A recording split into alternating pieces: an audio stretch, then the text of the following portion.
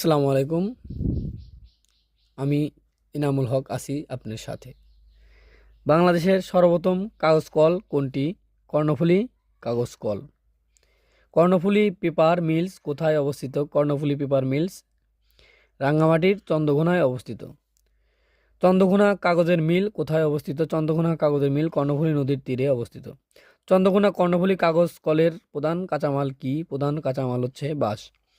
বাংলাদেশের বড় paper mill কোনটি? বাংলাদেশের বড় পেপার মিল কর্ণফুলী মিল।